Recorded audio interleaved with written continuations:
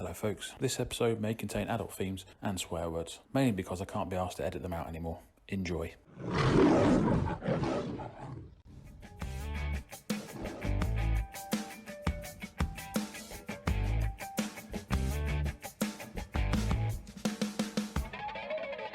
Hello and welcome to episode 6 of the Top 2 Inches Summer Special, the British and Irish Lions Tour of South Africa.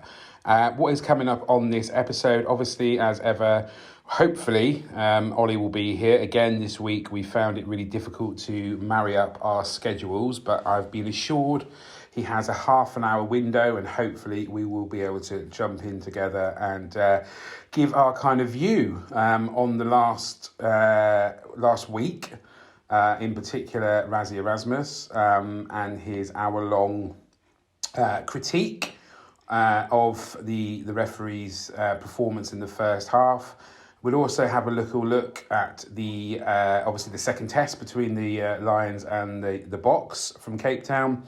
We'll probably check out and chat about what happened in that and the aftermath of that game, and we'll also look at the news from in and around the game. Anyway, I've definitely waffled on enough now. Let's just crack on with this episode. Hello, mate. How's it going? Hiya, mate. Hello, mate. How are you? I'm good. Yeah, I'm good. How are you? Not too bad. Not too bad. I know we're both short on time today, so I just want to kind of. At least we got together this week, mate. It's good. It's good. Mate, absolutely. Do you know what? Last week I was like Batman without Robin. My sidekick wasn't there. Lost without me, mate. Lost without me, aren't you? Well, 10 people, bless them, still listen. So fair play to them. I'm assuming you were one of them. Of course, mate. Absolutely. I listened 9 times, I think. So I don't know who the other person was. No, true. Neither do I. I'm just going to very, very quickly start with the news because obviously this week has just been Lions crazy. The Great British Ladies team made it to the semi-finals of the obviously the Rugby Sevens over in Japan. Yep.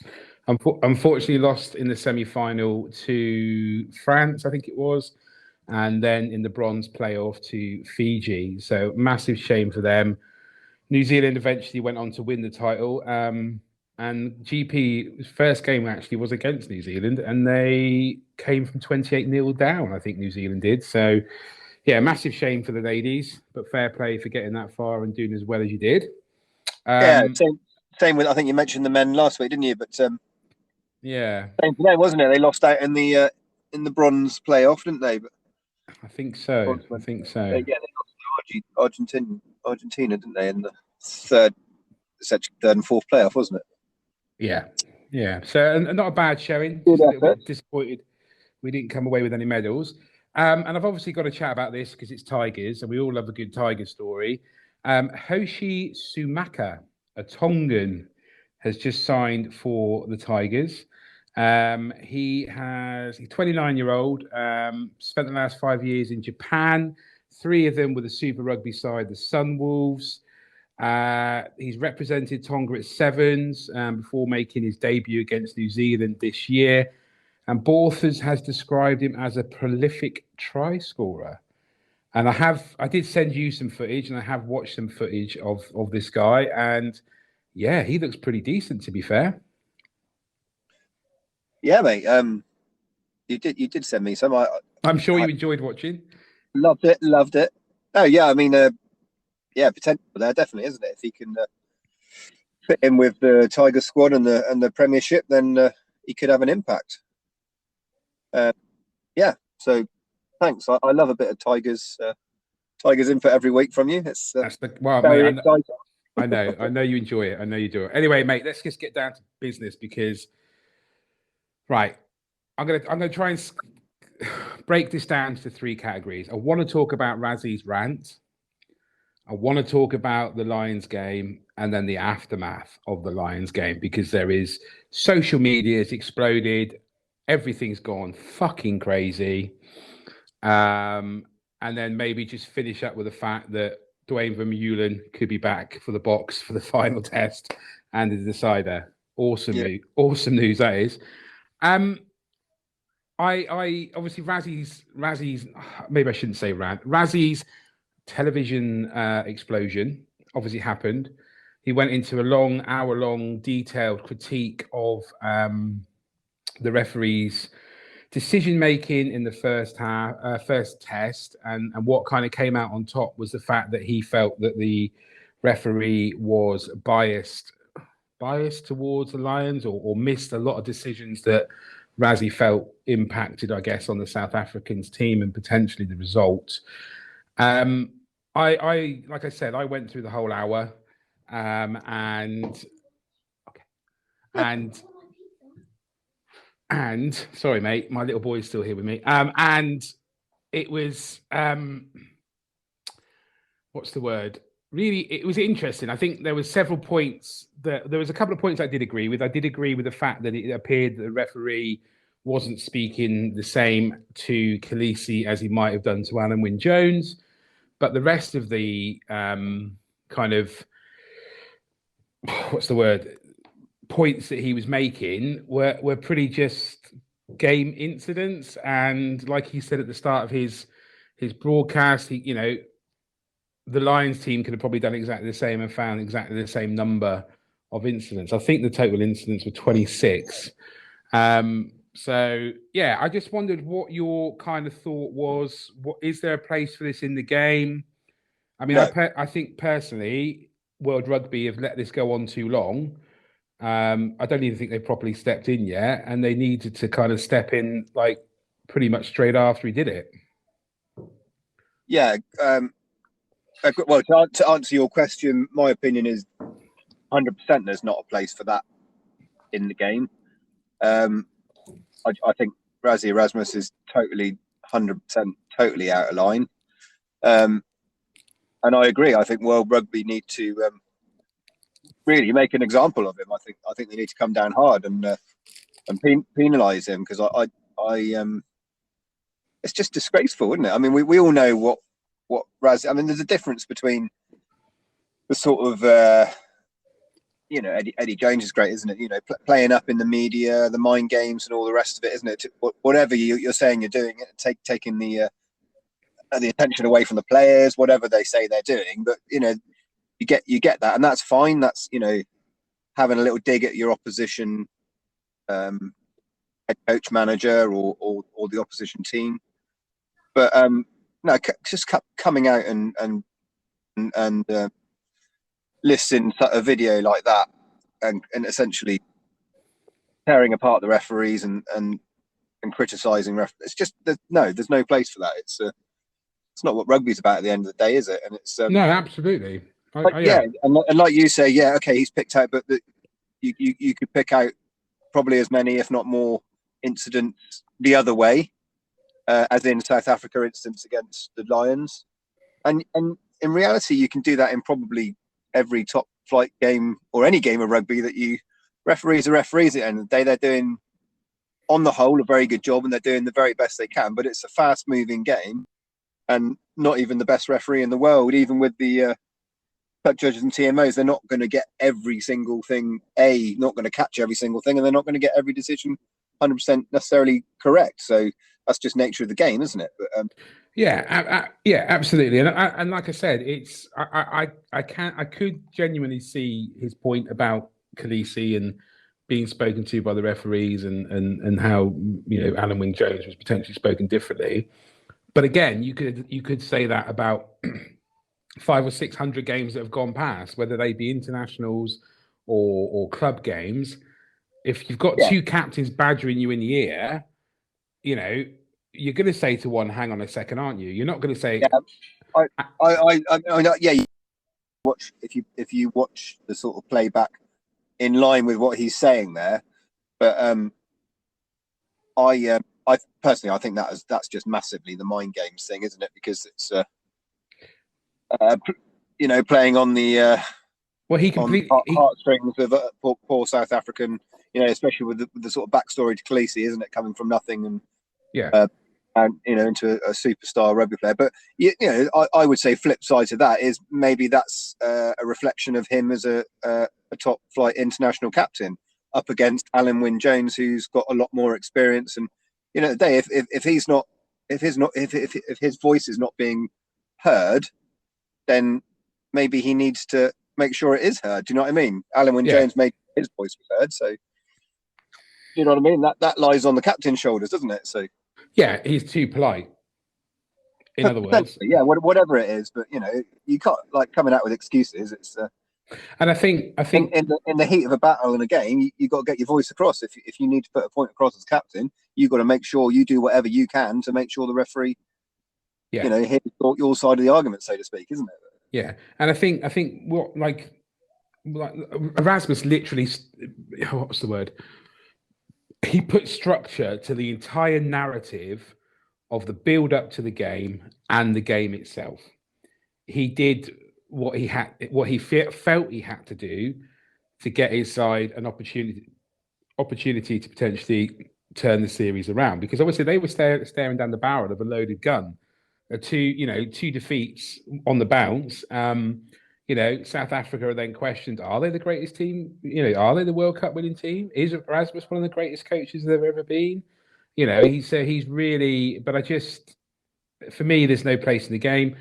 Andy Good on his podcast alluded to the fact: is it any different to what Warren Gatland does in the press? Well, yeah, I think it actually is, because with Warren Gatland, he'll do snippets in the press. They're snippets. They're not an hour-long tirade rant about, the decisions that the referees make. But I do think Razzie was quite clever in his approach, and when he started the kind of conversation, I think he said the Lions could probably do exactly the same what I'm doing here. Obviously, I'm paraphrasing, but that's the point, though, isn't it? They can. Yeah. So what is the point? Like they can all the top coaches can get their analysts to pick out these points and moments in the game, and then have a little hour-long spiel going along with the video. Like they do that week in, week out, don't they? For the players and for the squad.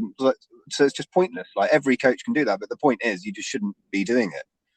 I think you should do it within your camp, isn't it? But not. I think it's okay to do it within your camp, and I think it's okay to have a conversation with the referee in private, but sticking it out on social media where everybody's going to jump on the bandwagon, and we've jumped on the bandwagon effectively because we're talking about it. That's just, it's not necessarily what's needed, I think. And it does bring me into the game now, because if you watch the game, in the first 5 minutes, there was an almighty punch up, handbags. And then the referee has literally come in and laid down the law to both captains. And it set the standard for the game ahead. And you saw it every time one of the captains would come up and try and talk, or both captains would try and talk to him. You could clearly see the linesman and the referee saying, no, I'm not talking to you, Khaleesi. I'm not talking to you, Alan. I'm going to confer and make a decision on what's presented to me by the TMO with my colleagues. And that's how it kind of went out. Yeah, I mean, at the end of the day, essentially, Razzie Erasmus is a top coach.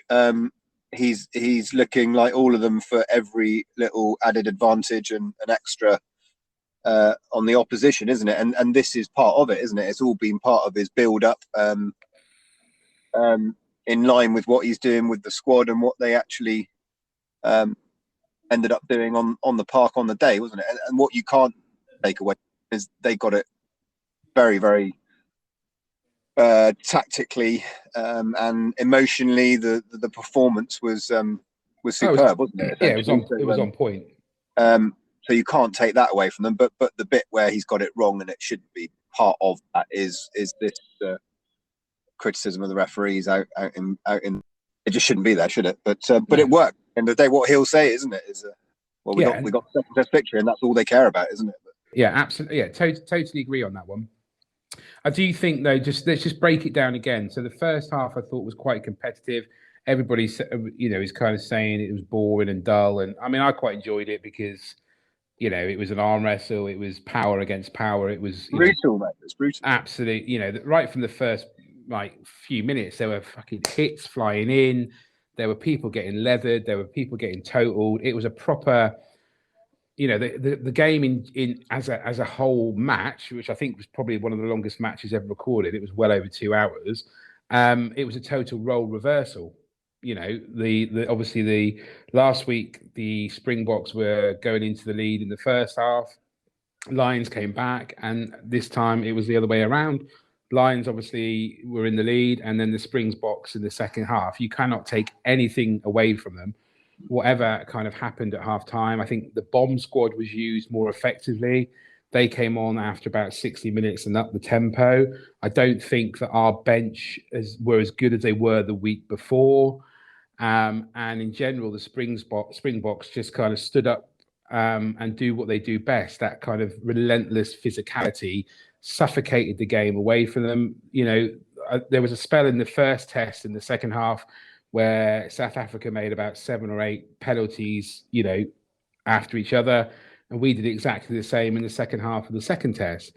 So it was a real role reversal from the first test.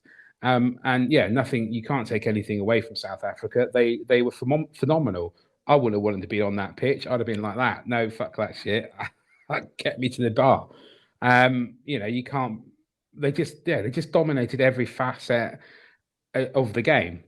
And when I kind of thought, when they took Visa off at number 8, brought on Lou Diega, look at the man mountains in the line out that Ken Owens, who's now just come freshly onto the field, has to deal with. Any hooker would have probably crumbled a little bit in that respect, wouldn't they? Any world-class hooker. It would have been a tough day at the office. Yeah, agreed. And that, the line-outs was just one aspect, wasn't it? They in particular, like you say, in that last, certainly the second half, last 20 minutes in particular, they just, everything they dominated. But they had just total dominance, I think, was the thing. That's what I took from it. I'll be honest, it's actually really concerning. For me, the first test was very similar. I thought in the first half, it was a real arm wrestle, physical, brutal, just exactly what you would expect anyway from a test against South Africa. But then the second half performance from the Lions, they massively upped it. The guys coming on were more, like you said, influential than the South African. And in the first test, it was clear that a lot of the South African players were tiring, certainly in the last sort of 20 minutes. Yeah, they definitely didn't on Saturday. They didn't. And the most concerning thing for me is their win at the weekend was more convincing and dominant than the Lions win in the first test. Yeah. And that worries me, in all honesty, going into the third test. So just the way they went about it and how that game did, that's, morally, motivational and all the rest. That's going to be hard for the Lions to pick themselves up from and come back from, I think. Yeah.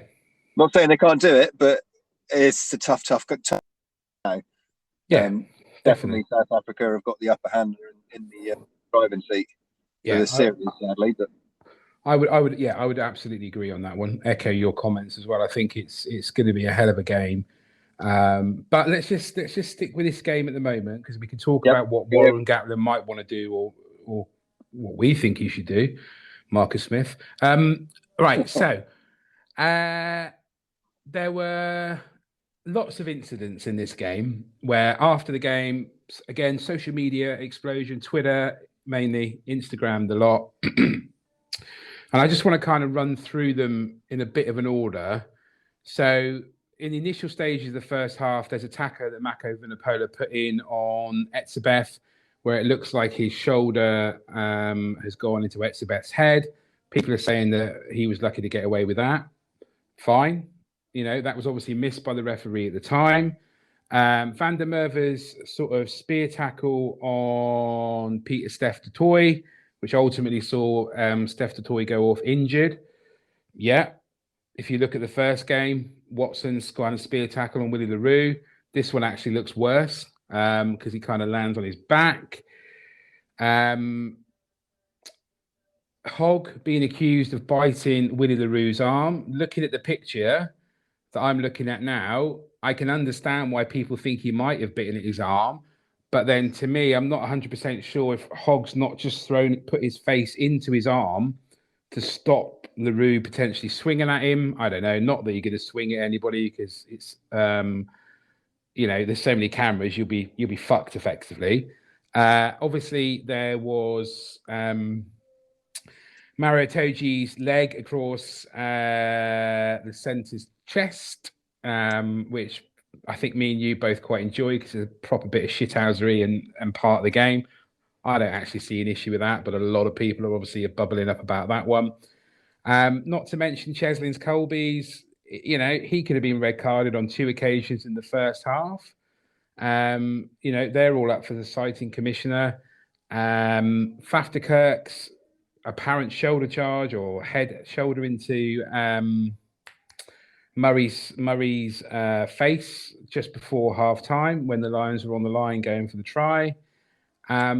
All those ones were quite visual and everybody's kind of aware of them. They're all in the field.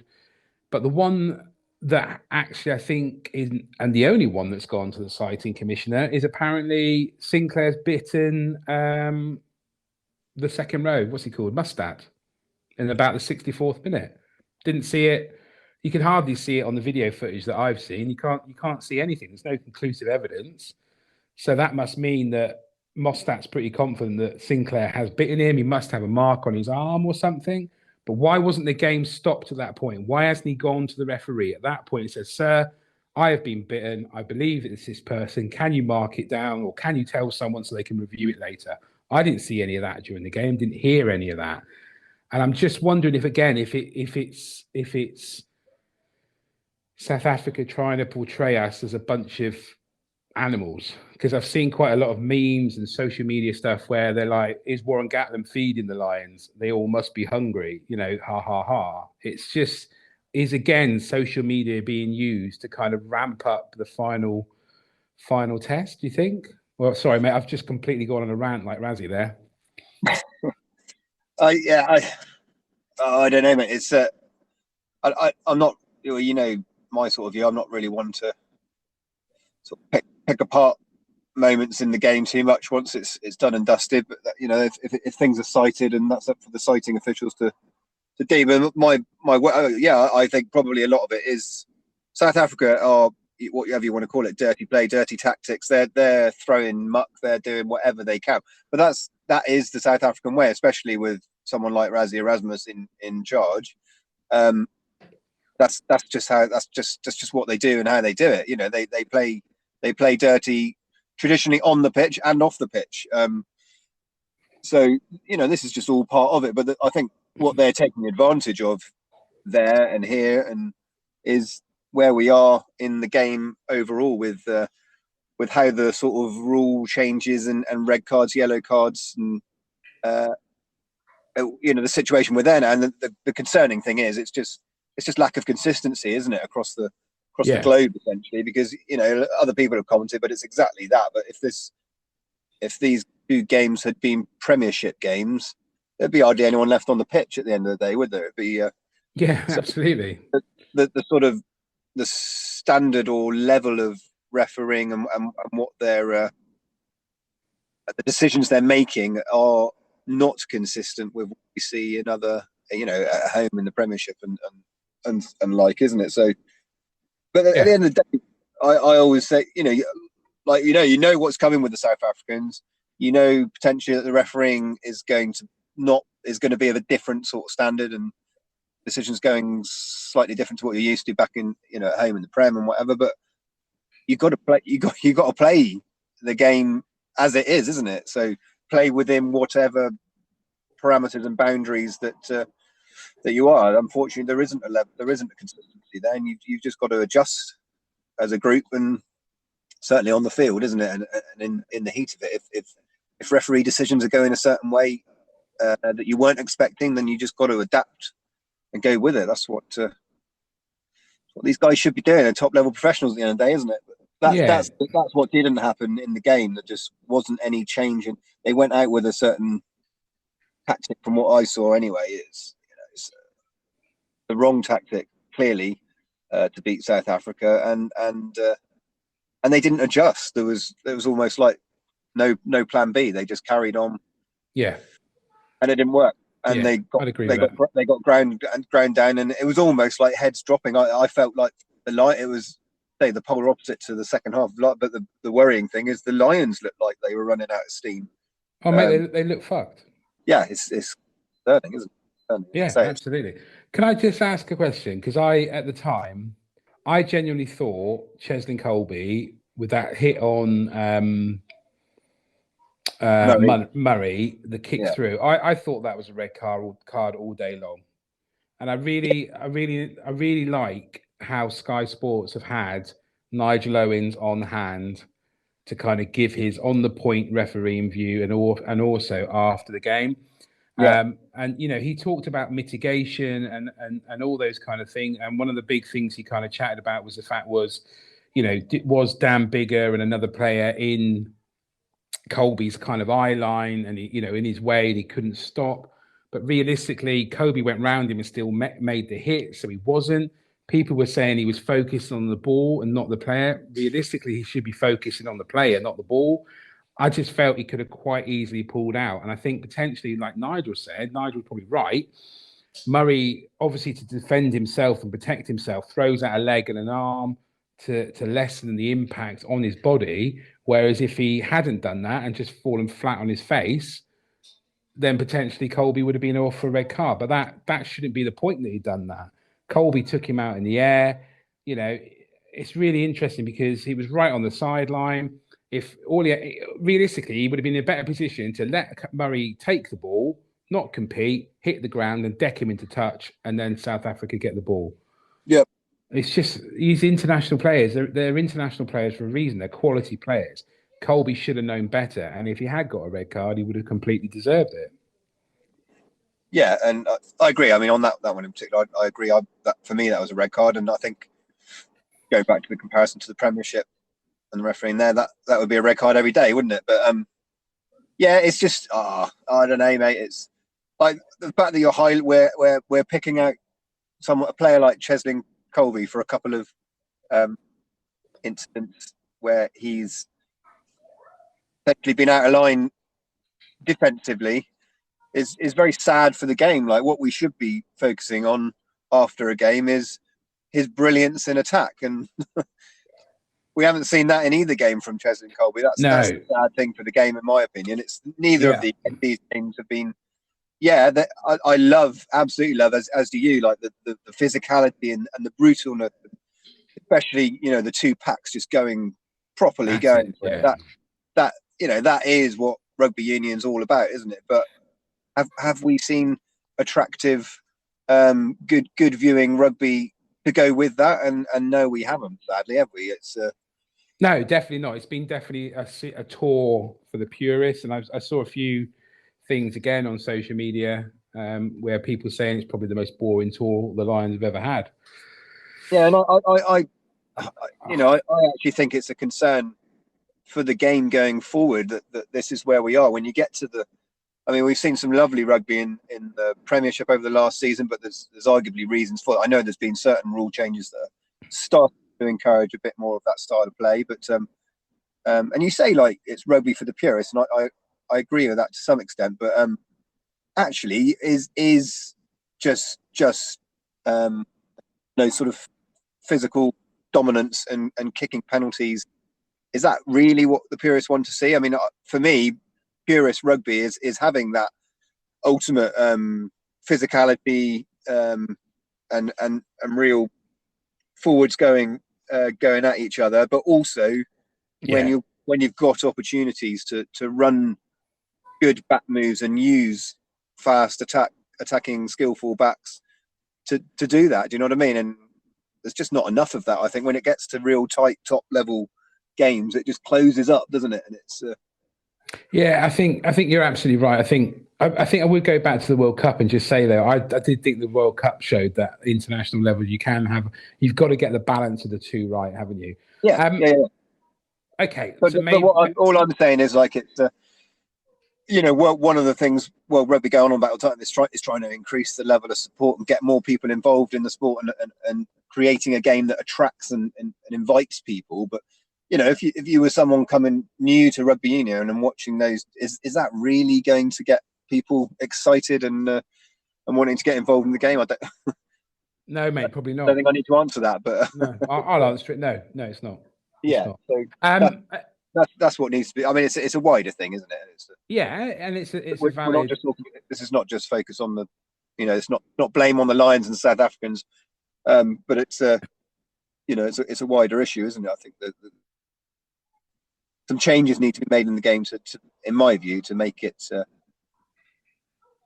more appealing at the end of the day, isn't it? And yeah, no, that's fair, mate. That's absolutely fair. I agree. I'm not going to go on too long. It's probably we could probably do a whole pod on it, mate. Probably could, mate. We probably could, but both of us literally don't have the time. So just moving ahead to next week's game, what Scotland and the Lions need to do to take the third test and the series away from South Africa? Who would you bring in? In all honesty, mate, there's a few that just on sort of performance, you could say making some changes. You're talking back three, maybe bringing in Liam Williams and potentially Josh Adams instead of Van der Merwe and Hoggy. Unfortunately, Hoggy didn't have his best game, did he? No. Unfortunately, Harris didn't have the impact we were all hoping he would have. Henshaw, I thought overall had a good game. So really, it's who's going to partner that. Do you go Farrell? Do you go Aki? And then Marcus Smith at 10. Sorry? Marcus Smith at 10. It'd be lovely, yeah, it'd be lovely, mate. But I don't think it's going to happen, is it? They're not going to go gun ho that much. I think it'll just be a few tweaks. But what we don't know, and what it needs is essentially selecting the guys who have still got energy and motivation to go, because it just looked a bit dull, didn't it? A lot of they had lost energy, literally that, wasn't it? It was so it really needs, and only Gatland can decide which players have got that, but it's because it's going to be brutal. It is going to be brutal, and they're going to need to come up with some tactics that I can't answer for one, mate. But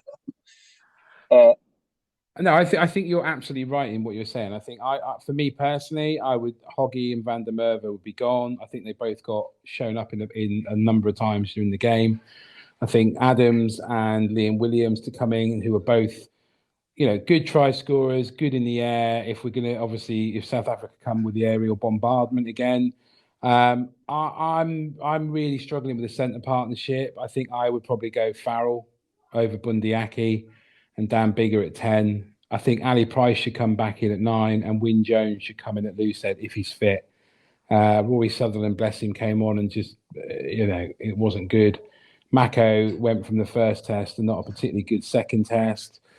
I do think maybe Tag Burn needs to go, and maybe Hamish Watson.